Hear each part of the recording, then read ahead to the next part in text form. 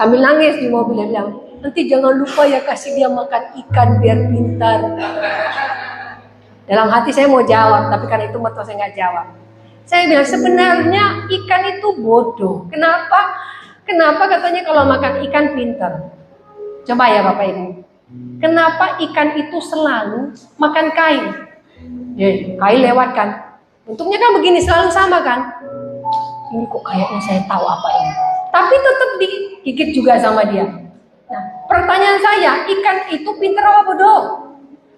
Kenapa dia misalnya kalau kailnya berubah-ubah ya, bentuk LK, bentuk MK, ini selalu sama loh bentuk kail itu.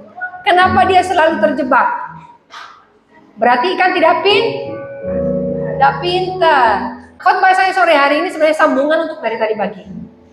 Kombinasi pelayanan Yesus karena tema kita masih sama, Be Like Jesus, tapi untuk memenangkan satu jiwa. Tadi pagi itu satu jiwa dimenangkan, sejuta sukacita. Satu orang jatuh cinta, sejuta rasanya. I love you gitu ya. Ya, kombinasi penginjilan Kristus. Biasanya kombinasi umum kalau buat kue itu tepung, telur, sama pengembang ya. Ya itu kombinasi umum biasanya. Kalau gula ada yang tidak mau makan gula Pak, tapi itu kombinasi umum. Nah biasanya ibu-ibu di tempat ini yang sedikit mengembang itu kebanyakan makan pengembang, nggak apa-apa itu. Itu menghemat tepung. Semakin kembang kue semakin hemat tepungnya. Jadi kalau ada yang kembang di sini berarti ya puji Tuhan dia banyak makan pengembang. Itu kombinasi utama membuat kue. Pernah tidak Anda membuat kue tidak ada pengembangnya? Itu pas dimasak setelah matang Anda lempar anjing mati. Karena jadi batu, nggak ada pengembangnya. Nah, saya bukan orang yang pintar buat kue. Setiap kali saya buat kue, kukusannya sedih karena selalu tidak jadi kuenya. Ya, karena bukan itu panggilan saya membuat kue. Tapi ini kombinasi ketika membuat kue. Demikian juga dalam pelayanan Kristus, ada 3 kombinasi yang sangat utama dalam pelayanan Yesus. Yang pertama adalah kasih. Ini sudah umum kita dengarkan. Bahkan ketika Natal selalu kan ada tulisan kasih. Biarlah kasih, biarlah Natal ini. Pokoknya selalu ada kasih. Tapi pertanyaannya, apakah selama ini kita paham tidak kasih itu seperti apa? Kasih itu maknanya bukan hanya sekedar ya kita tahu Tuhan mengasihi, kita mengasihi orang lain. Tapi ini kombinasi dari pelayanan Kristus yang utama, kasih. Kita baca dulu Efesus 5 ayat 2. Dan hiduplah di dalam kasih. Hiduplah di dalam kasih sebagaimana Kristus Yesus juga telah mengasihi kamu. Berhenti sampai di sini. Kalau hari ini kita masih ada, berarti Kristus mengasihi kita. Jujur. Dari 10 ada 10 perbuatan.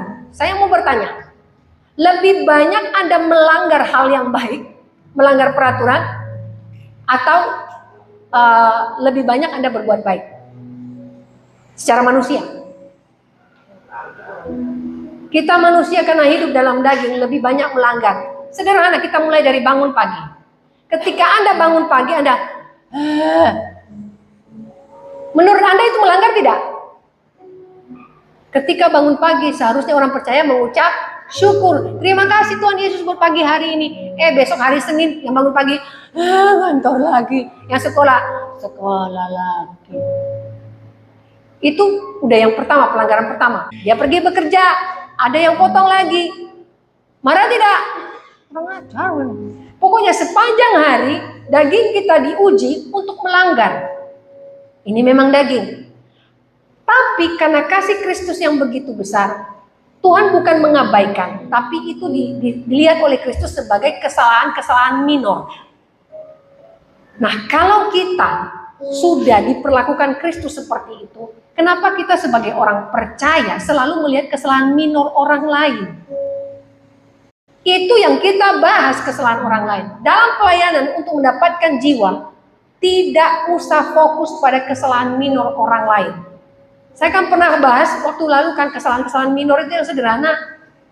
Yang dia suka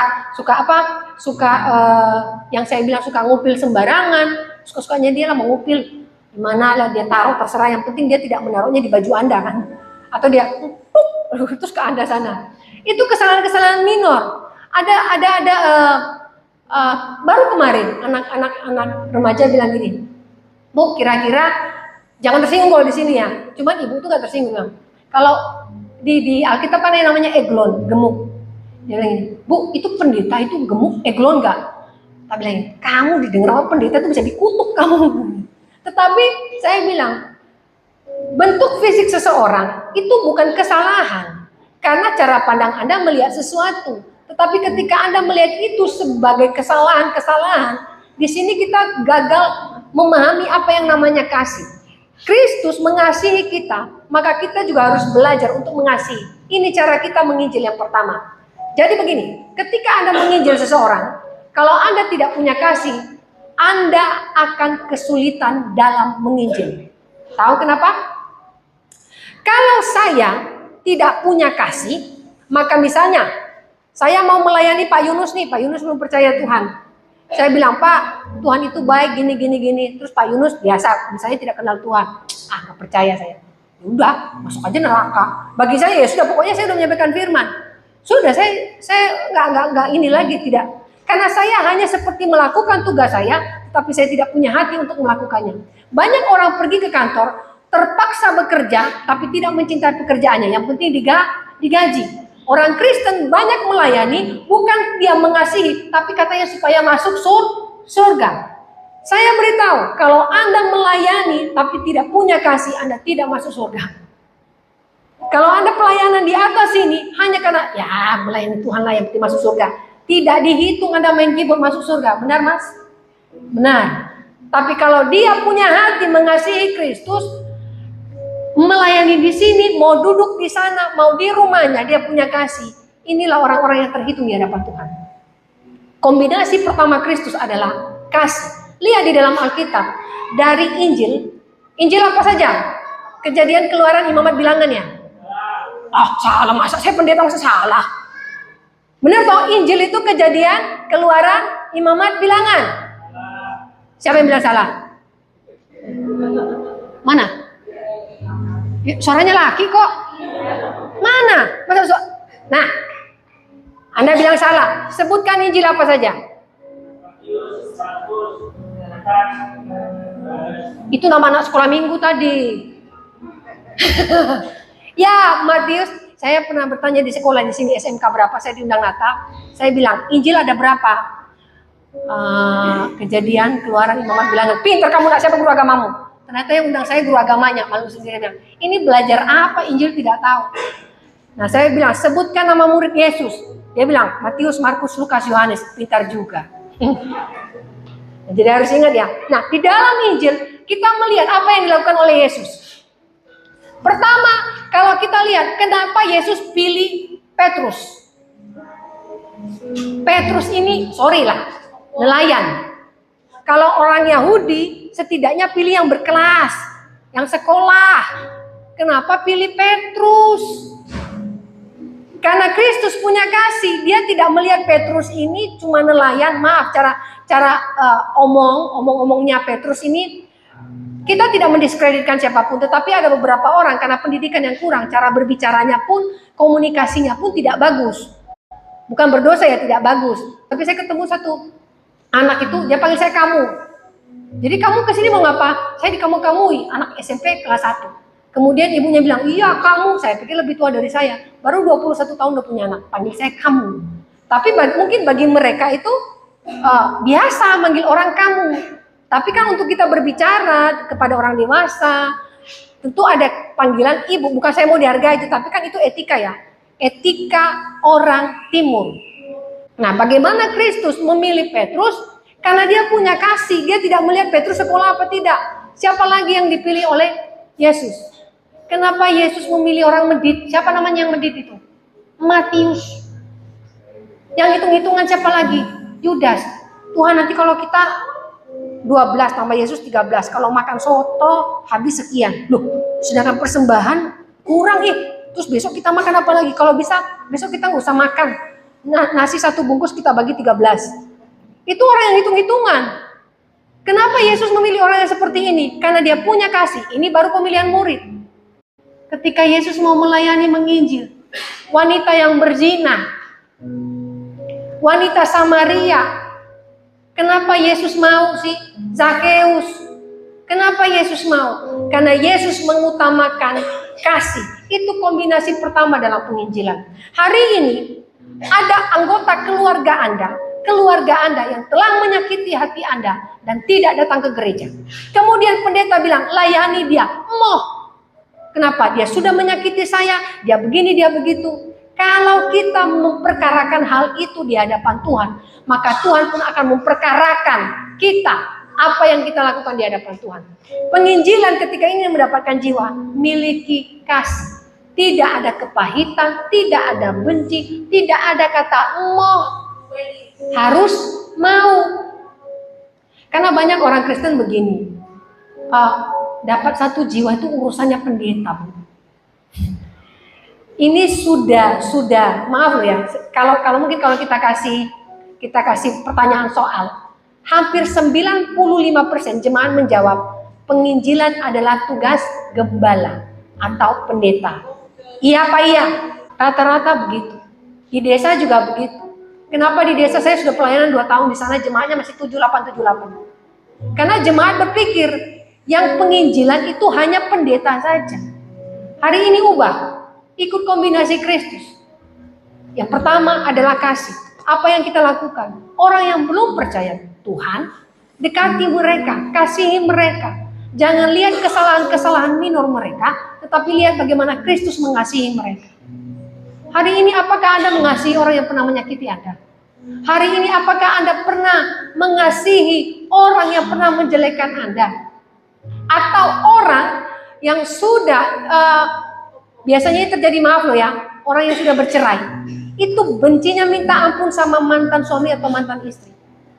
Bahkan mendoakannya saja pun tidak mau. Anda tidak akan bisa merasakan berkat-berkat Allah kalau tidak ada kasih. Karena ini kombinasi pertama. Belas kasih itu bicara tentang penerimaan. Bagaimana kita menerima orang lain apa adanya. Karena kita pun tidak sempurna. Kalau Anda hanya mengasihi karena dia sempurna, ketahuilah Anda tidak sempurna. Jadi jangan melihat orang karena kelemahannya dia. Harus ada yang namanya penerimaan. Terima dia apa adanya. Kalau suami istri kalau sudah menikah kan ada yang udah kado, nggak bisa diretur. Kenapa? Jadi apa kebiasaan suaminya? Ini nggak tahu, saya pernah ceritakan. Jadi kalau tidur, suaminya itu kakinya digesek-gesek di spray. Jadi seminggu spraynya itu robek. Cekak tambah tipis toh. Nah pas dicuci robek. Dia bilang, aku nggak suka, aku nih mesti stop spray itu 12. Kok banyak kayak murid Yesus? Iya, jadi suaminya bilang baru bisa tidur kalau gesek-gesek kakinya di spray robek. Dia bilang, boleh nggak sih diikat kakinya? Dia pernah ikat kaki suaminya. Suaminya gesek-gesek tangannya. Karena itu cara dia supaya bisa tidur. Nah, apakah dia harus membuang suaminya? Diretur. Tuhan saya mau retur ini, boleh apa namanya kalau ganti yang baru kasih yang bekas? Tukar tambah. Nah, tukar tambah. Tuhan bilang gak usah ditambah, ini cukup bagimu ya. Nah, kita tidak bisa mengatakan itu kalau kita mengatakan bahwa kita punya kasih. Ini kelemahan yang kita harus bisa terima karena kita juga punya kelemahan. Si suami bilang, dia bu tidak suka kalau saya gesek-gesek kaki sampai spray robek. Saya juga benci dengan kebiasaan istri saya. Saya tidak tahu ternyata istrinya itu punya, ada di sini nggak yang punya kebiasaan kalau makan suka, maaf loh ya. Nah suaminya nggak suka, geli katanya, jijik gitu loh. Kalau ada yang nyantol, boya cari tusuk gigi gitu loh. Jadi tiap kali istrinya begitu, dia tuh jengkel. Mereka bisa berantem di depan orang hanya gara-gara. Saya bilang mau diretur istrinya. Jadi ini kelemahan-kelemahan minor, itu baru suami istri. Bagaimana dengan orang yang di luar sana, keluarga Anda yang sudah Tuhan taruh di dalam hati Anda untuk Anda layani, lalu Anda abaikan. Berjaga-jagalah, bukan berjaga-jaga. Berjaga-jagalah kalau Tuhan sudah taruh seseorang dalam hati Anda untuk Anda layani, lakukan. Sebelum Tuhan turun tangan, mengetok kepala Anda, bukan pintu Anda ya. Tok, disuruh melayani kok alasannya banyak. tidak suka, tidak mau, emoh. Kasih ini yang pertama, kombinasi pertama dalam pelayanan Kristus. Jadi di dalam pelayanan Yesus ada orang-orang yang dianggap mengkhianati bangsanya. Siapa? Zakheus dianggap mengkhianati orang Yahudi karena dia pemungut cukai. Dia nagih pajak melebihi yang seharusnya. Jadi istilahnya pajak beranak ya. Jadi bos saya dulu, saya pernah kerja di perusahaan Taiwan. Dia bilang di Indonesia ini pajak beranak ya. Maksudnya jadi barang masuk dipajak. Barang yang sudah dipajak ini ketika masuk di waktu itu showroom dipajak lagi. Nah setelah di showroom dipajak lagi kalau ada di penjualan. Dia bilang dia harus bayar pajak sama nanti ada fakturnya dipajak lagi. Jadi 4 kali pajak.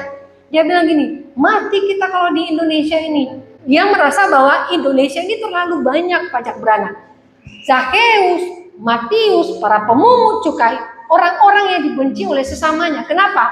Mereka dianggap sebagai pengkhianat.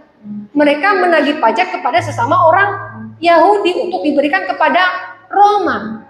Tapi kenapa Yesus merangkul mereka?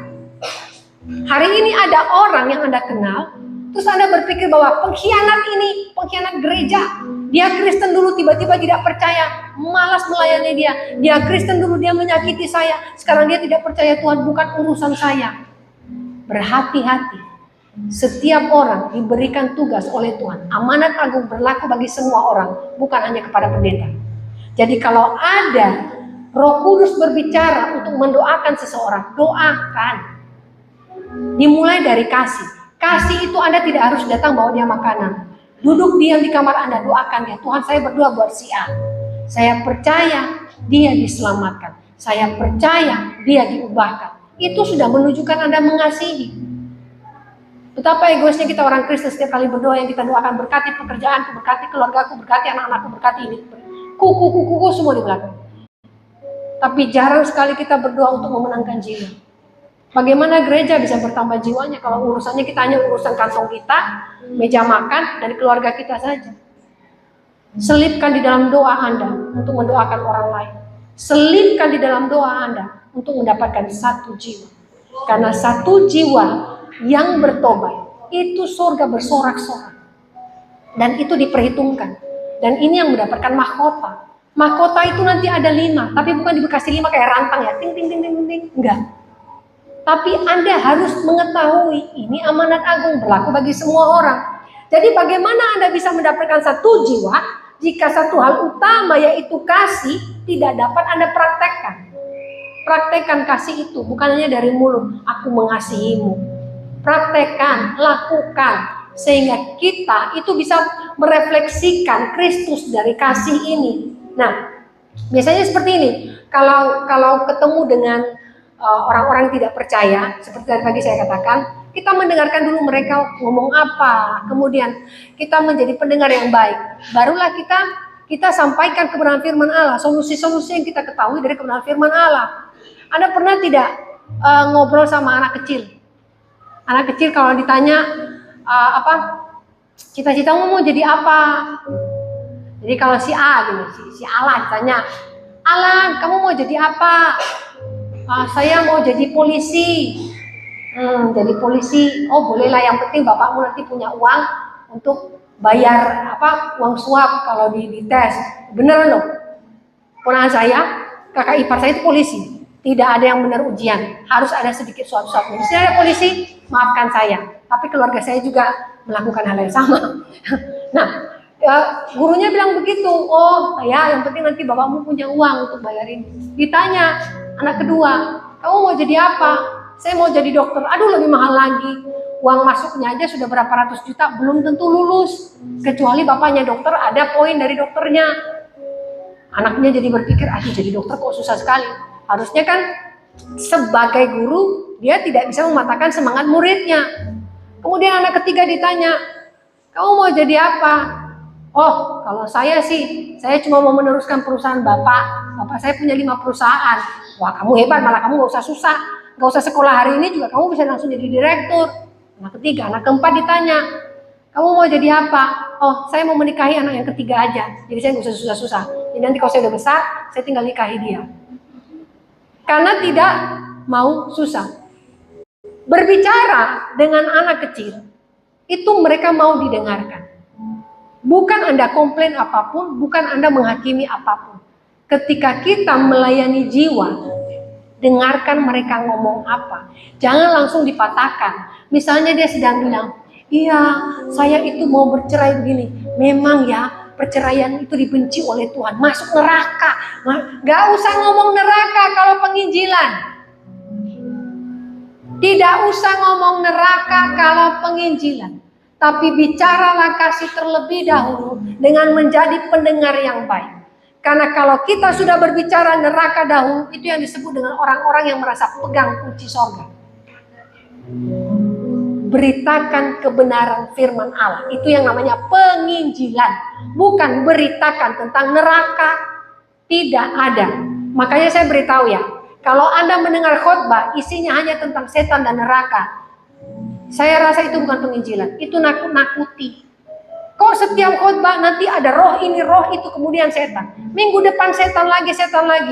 Kapan firmannya tentang Yesus? Kapan tentang kasih? Kapan tentang kebenaran firman Allah? Penginjilan juga demikian. Yang saya temui di lapangan itu banyak bicara tentang masuk neraka. Saya bilang bukan begitu cara pelayanan.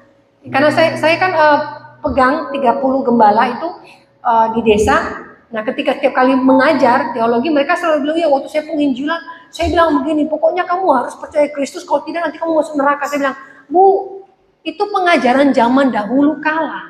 Tidak bisa dilakukan, dipraktekkan sekarang. Apa yang harus kita tahu kombinasi pertama, mengasihi. Hari ini, kalau kita punya panggilan untuk memenangkan satu jiwa saja, miliki dulu kombinasi yang pertama, kasih. Kalau Anda tidak miliki ini kombinasi ini, penginjilan Anda gagal. Itu yang pertama. Yang kedua, kombinasi dari pelayanan Kristus dituliskan di sana menginjil. Yesus menginjil loh ya. Penginjilan yang dilakukan Yesus, kombinasi yang kedua adalah hati sebagai hamba. Ada lagu kan? Hati sebagai hamba dan setia padamu Bapa. Taat, setia.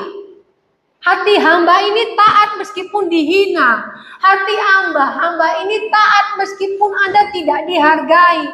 Anda setia meskipun apa yang Anda lakukan tidak dihargai orang lain. Yesus membasuh kaki murid-muridnya. Kita bisa lihat dalam Yohanes 13 ayat 5. Yohanes 13 ayat 5. Kemudian ia menuangkan air ke dalam sebuah basi dan mulai membasuh kaki murid-muridnya, lalu menyekanya dengan kain yang terikat pada pinggangnya itu. Ini menggambarkan apa? Seharusnya kan murid-muridnya yang cuci kaki Yesus, betul? Kenapa Yesus yang cuci kaki mereka? Kebalik ini, kalau kita orang timur kita bilang, oh murid-murid kurang ajar, nggak tahu sopan santun. Masa muridnya disuruh gurunya disuruh cuci kaki muridnya? Gini, kalau di zaman itu kita dikasih ke zaman itu, kira-kira Anda marah nggak? Anda kan sedang jatuh-jatuh cinta nih sama Yesus. Tiba-tiba Yesus mencuci kaki murid-muridnya. Anda marah tidak? Anggap saja Anda tidak tahu cerita ini ya. Anda pasti marah toh. Kurang ajar ya, gak sopan ini. Harusnya, karena kita punya pemikiran bahwa itu tidak sopan. Yesus sedang mengajarkan yang namanya hati hamba. Ketika Yesus datang di dunia, dia menjadi manusia, menjadi teladan. Artinya, apa yang dia lakukan dengan tulus hati sebagai hamba. Meskipun dia adalah anak Allah, dia adalah Tuhan, dia menyadarkan kita, dimanapun posisi kita di dunia ini, tetap merendahkan hati sebagai hamba. Maka penginjilan Anda berhasil. Orang sombong tidak akan berhasil menginjil. Anda mau injili orang, terus kemudian Anda dengan sombongnya menginjil. Anda tidak mau merendahkan hati. Kesombongan tidak bicara kekayaan ya. Kesombongan ini bicara bagaimana Anda tidak mau merendahkan hati untuk mengampuni. Apalagi kalau disuruh melayani orang yang pernah menyakiti hati Anda. Kasus yang saya layani biasanya itu sama mertua. Tapi mertua yang di sini baik-baik. Ya Pak ya? Gak ada yang mantunya benci sama mertuanya. Itu benci sama mertuanya kan. Gak mau saya mendoakan mertua. Tapi kalau sama mertuanya, ya ma, ya, kok manis. Kalau sama saya kok ngomongnya, biarlah cepet mati. Udah tua juga gak mati-mati. Dia bilang, tahu nggak bu, orang jahat ya, semakin jahat umurnya semakin panjang. Jadi jahat aja kita semua biar umur panjang. Gak usah nyanyi panjang umurnya, gak usah. Jahat aja pasti panjang umur. Kalau itu pemikirannya kita. Saya bilang ini bukan konsep kombinasi dari pelayanan Kristus. Merendahkan hati untuk mengampuni meskipun Anda tidak salah. Merendahkan hati meskipun Anda direndahkan padahal Anda tidak melakukan apa-apa. Padahal Anda sudah melakukan hal yang benar, kemudian Anda direndahkan. Ini khotbah saya beberapa minggu lalu saya katakan. Orang yang terus menarik Anda ke bawah adalah orang yang posisinya lebih rendah dari Anda. Karena dia tidak mampu mencapai tempat di mana Anda berada saat ini. Jadi dia akan terus tarik Anda ke bawah. Kalau dia di atas, dia menarik Anda, puji Tuhan, berarti dia ikut meninggikan Anda. Tapi kalau dia terus menarik Anda ke bawah, posisinya belum sampai pada posisi Anda. Tidak sombong dalam penginjilan, tidak melihat ras. Tadi pagi saya katakan di beberapa tempat ada yang tidak mau melayani suku ini, suku itu. Saya heran. Jadi itu jemaatnya itu semua orang NTT, gembalanya tahu nggak? Orang Jawa. Saya bilang, ini gereja apa Pak? Dia sebut nama gerejanya, jadi gerejanya orang timur sana. Biasanya kalau gereja orang timur pasti gembalanya orang timur. Nah, kok jadi orang Jawa ini? Bapak kok jadi orang Jawa? Jadi kalau dia khotbah gini, jadi kalau kita itu percaya kepada Kristus, ya Jawa sekali. Terus jemaatnya bilang, itu Bapak kalau kita, saya bilang, ini kok aneh gereja ini. Nah, tetapi dia mengatakan, gereja ini terbuka untuk semua suku, mau dari manapun. Tapi ada beberapa orang, kalau beda suku tidak mau melayani. Hati sebagai hamba bicara rendahkan hati, terima orang apa adanya, yang penting Anda menabur benih dulu. Kebenaran firman Allah, itu kombinasi kedua Kristus. Melayani itu tidak pilih-pilih. Melayani itu tidak mengutamakan perasaan, tapi mau merendahkan hati. Terlebih lagi ketika melayani, ini bicara bukan soal bagaimana Anda diangkat, tetapi bagaimana nama Kristus dimuliakan. Amin. Beberapa kali saya bertemu orang-orang yang mau melayani, termasuk ada beberapa datang ke perumahan saya. Mereka hanya datangi rumah-rumah yang besar. Mereka memberikan pamflet untuk datang ke gerejanya. Tapi saya tanya di depan perumahan itu ada juga hamba Tuhan Gesia. Saya bilang, mereka datang ke perumahan sini enggak? Oh, enggak Bu, paling mereka hanya masuk di perumahan. Jadi mereka hanya mengundang penginjilan KKR hanya orang yang ada di perumahan-perumahan besar. Bukan ini yang diajarkan oleh Kristus, sombong. Seorang suami yang sangat rendah hati, dia rajin baca koran. Sekarang siapa yang mau baca koran sih? Dia bilang gini ke istrinya, "Mah, minta koran." Istrinya bilang, "Papa ini ketinggalan zaman. Sekarang ini orang nggak ada yang pakai koran." Nah, terus pakai apa tuh, Ma? Inilah pakai HP Mama atau enggak pakai iPad. Terus dia kasih ke suaminya iPad sama handphonenya. Terserah mau pakai yang mana. Tiba-tiba bunyi prak. Loh, kok dibanting? Loh, saya tadi minta koran mau pukul kecoa. Lah katanya nggak usah pakai koran. Jadi dia pukul kecoanya pakai handphone. Pecah handphone. Lah, dia sombong-sombongan. Zaman sekarang kan yang pakai koran. Ya sudah nggak pakai koran di sini. Dia kasih handphonenya. Bagus. Buat pukul kecoa. Jadi harga pukul kecoa seharga handphone. Orang-orang sombong akan jatuh seperti ini karena merasa dengan apa yang dia miliki, dia lebih bisa melakukan sesuatu. Ketika dia punya kapasitas untuk melayani, muncul kesombongan. Saya cukup melayani di mimbar, saya tidak mau penginjilan. Panggilan saya hanya di mimbar. Tidak ada. Amanat agung berlaku bagi semua orang. Anda asyir, Anda penginjilan. Anda main keyboard, Anda penginjilan. Anda hanya duduk diam saja mendengarkan khotbah, Anda pun pulang penginjilan. Itu baru namanya panggilan bagi setiap orang, amanat agung. Rendahkan hati Anda. Jadi jangan bilang, bukan panggilan saya jadi penginjil. Tidak bicara panggilan, ini tugas. Setiap orang yang melakukan tugas dari Kristus, berarti dia mau menjadi pengikut Kristus. Kalau Anda sekolah, Anda tidak melakukan tugas, lulus tidak? Tidak. Padahal sederhana loh, cuma disuruh menginjil, satu jiwa. Dan seperti yang saya bilang tadi pagi, melayani satu jiwa, menginjili satu jiwa, tidak harus datang ke tempat ini berjemaat. Anda paksa-paksa dia harus berjemaat, kemudian laporan ke Pak Markus, Pak saya dapat satu jiwa. Bukan itu. Ketika Anda menginjili dia mau didoakan saja, Anda sudah berhasil. Bukan soal dia harus berjemaat di sini. Pemikiran kita pokoknya berjemaat dulu ini supaya laporannya bagus, supaya pas ibadah kursi kosong terisi. Bukan. Kalau orang yang tidak percaya tiba-tiba mau didoakan, Anda sudah berhasil dalam penginjilan. Biar Roh Kudus yang bekerja berikutnya dalam hatinya. Yang penting sudah terbuka hatinya untuk Injil. Itu yang dilakukan oleh Kristus, merendahkan hati, dia tidak memilih-milih. Kombinasi yang ketiga, ini penting, mengajar. Oh, saya tidak bisa seperti guru. Saya tidak mengerti firman. Saya tidak mengerti Alkitab. Sekarang, kalau Anda setiap minggu datang ke gereja, dengar khotbah tidak? Dengar toh. Ya apa yang Anda dapatkan dari apa khotbah itu sampaikan. Tidak harus juga Anda berkhotbah menginjili. Sini kamu tak injili. Dengarlah firman Allah bahwa sesungguhnya. Tidak begitu. Menginjil bicara apa yang bisa Anda saksikan dari khotbah yang Anda dengar hari Minggu. Misalnya, pendeta berkhotbah tentang pengampunan. Ketika Anda mendengarkan khotbah itu, Anda dijamah oleh Roh Kudus, Anda mengampuni. Saksikan itu. Itulah cara Anda mengajar. Anda tidak disuruh mengajar teologi. Sesat nanti semuanya. Tapi bersaksi. Itu yang dilakukan penginjilan pertama yang dilakukan oleh jemaat.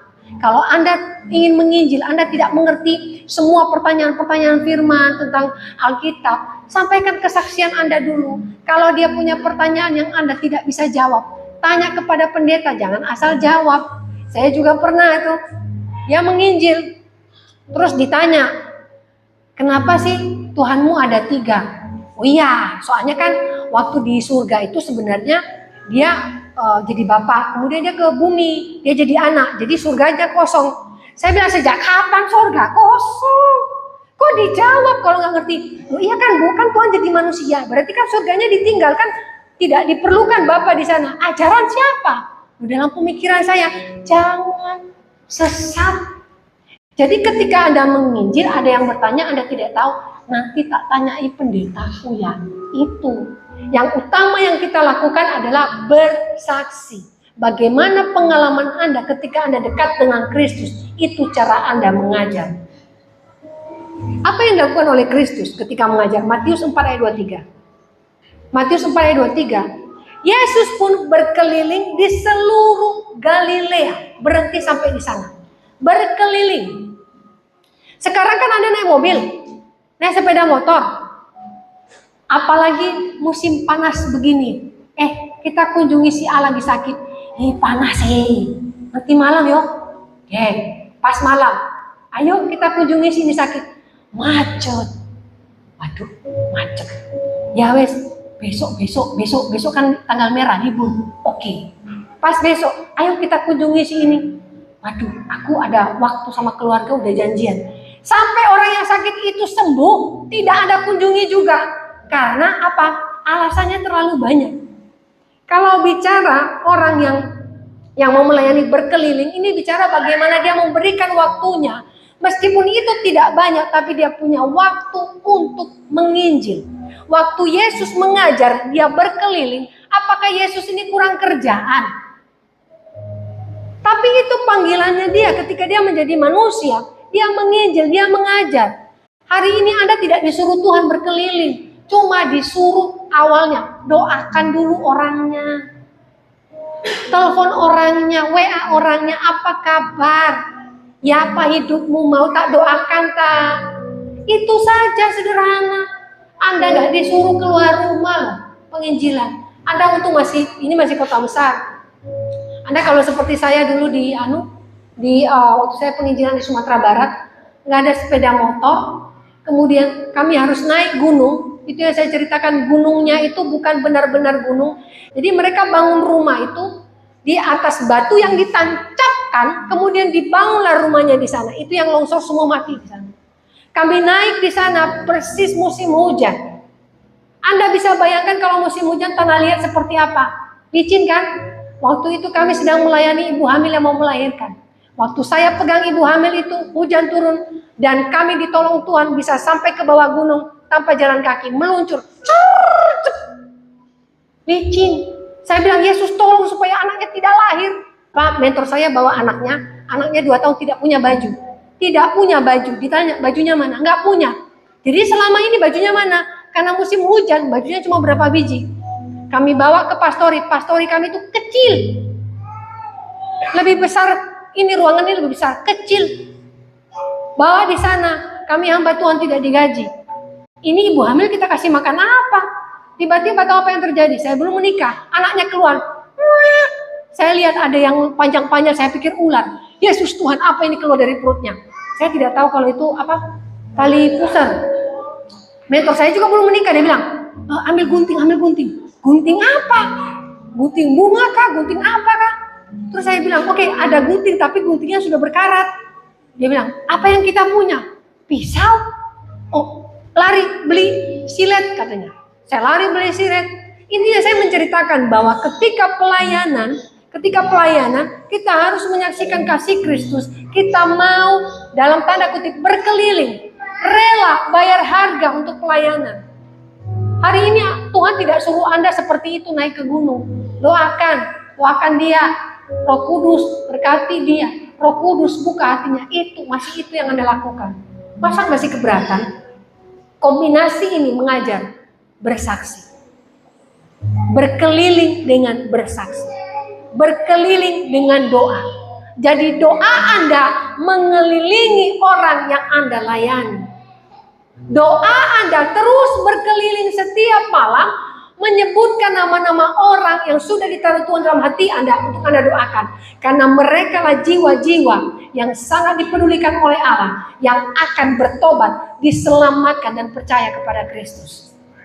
Anda tidak perlu mengajar teologi. Sekali lagi, Anda hanya perlu bersaksi. Lakukan apa yang bisa Anda lakukan. Apa yang dilakukan Yesus pada saat dia melayani? Dia menantang yang namanya kemunafikan.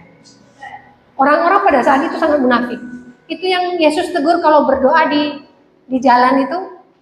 Nah, saudara-saudara kita ada yang melakukan itu. Kenapa harus berdoa dilihat orang? Ditegur toh. Belum lagi kalau memberitahu apa yang dia berikan. Makanya Tuhan bilang kalau memberi tangannya harus diikat ya. Tuhan menegur orang-orang yang munafik. Nah, di dalam penginjilan, saya juga beritahu Bapak Ibu, jangan kompromi dengan dosa ketika Anda menginjil. Yang penting dia datang ke gereja dulu, Bu. Bukan itu. Banyak orang menginjil, dia tahu orang itu berbuat dosa, kemudian dia bilang, enggak apa-apa. Kita bilang, oh enggak apa-apa, itu biasa. Anak-anak muda sekarang juga melakukan. Kemudian Anda berpikir Anda sudah berhasil melayani. Ada beberapa orang pelayanan, dia bawa beberapa anak muda, kemudian saya bilang, udah dilayani, oh sudah mereka mau datang ke gereja. Melayaninya seperti apa? Loh, saya ajak ke gereja. Sebentar, penginjilan yang Anda maksud apa? Penginjilan yang dimaksud adalah membawa orang itu ke gereja, tapi tidak menyampaikan kebenaran firman Allah, tidak menegur anak-anak tersebut. Anak-anak tersebut Anda tahu kerjanya apa? Mereka bisa jam 2 pagi itu naik masuk ke jendela rumah pacarnya. Dan masih SMP kelas 2.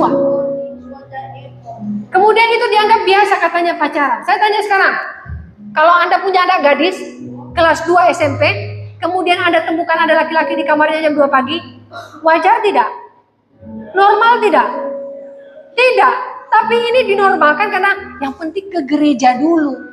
Jadi caranya begini, dia bawa ke gereja dulu, dia anggap dia sudah berhasil. Keliru. Tegur dulu.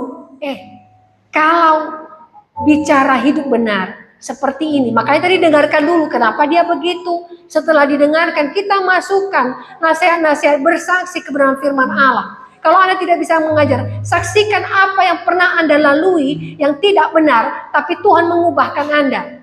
Barulah ajak dia ke gereja. Lucunya begini, kan nanti yang melayani pendeta, Bu. Yang penting kita bawa dulu. Balik lagi, berarti yang menginjil tugasnya pendeta. Yang penting kan saya sudah bawa dia ke gereja. Urusan menginjil itu pendeta. tidak akan berhasil lagi penginjilannya. Penginjilan harus ada dalam hati setiap orang. Seorang teman, ibunya itu bekerja di mall, tukang sapu itu, cleaning service. Nah, suatu kali dia dipindahkan kerja di sebuah sekolah internasional, karena memang ada jemaat yang mengenal dia di mall itu, dan dia dipindahkan ke sekolah internasional karena setidaknya gajinya lebih besar. Tidak besar-besar amat tapi lebih besar. Dan ikut jam sekolah. Kalau di mall kan ikut jamnya mall. Jadi kadang dia pulang, kalau tutup jam 11, dia baru pulang jam 12. Nah, waktu kerja di sekolah ini, kepala sekolah bilang begini. Dia dengar, dia sambil ngepel. Kepala sekolah ini sangat khawatir dengan remajanya yang sudah preteens, namanya ya, udah umur 13. Jadi mereka SMP kelas 1, kelas 2. Jadi kaca di toilet itu penuh dengan lipstik. Jadi mereka itu pakai lipstik di toilet, terus lipstik dicium. Nah, terus ditulis nanti ini bibirnya siapa pakai spidol. Nah, setiap hari kerjanya si ibu ini ngelap itu, disuruh ngelap itu. Termasuk kaca kelas. Jadi mereka tuh lipstiknya ditempelin di situ. Nggak tahu anak-anak itu kok punya kebiasaan begitu. Dan mereka tulis ini bibir si ini bibir si itu. Nah, satu kali karena kepala sekolah ini sudah menegur, sudah kasih hukuman, ibu ini mendengarkan bahwa itu menjadi masalah buat si kepala sekolah. Karena ini bicara bagaimana anak-anak SMP itu pakai lipstik. Seharusnya di sekolah itu nggak boleh pakai lipstik. Tapi mereka tetap bawa lipstik. Suatu kali si ibu ini mengambil sebuah langkah yang luar biasa. Tiba-tiba anak-anak ini semua tidak ada yang mencium cermin atau kaca lagi. Selama seminggu, kepala sekolah dari sekolahnya hanya Senin sampai Jumat, tidak ada ditemukan lipstik di kaca manapun, di jendela manapun. Heran kepala sekolahnya. Oh, ibu lakukan apa?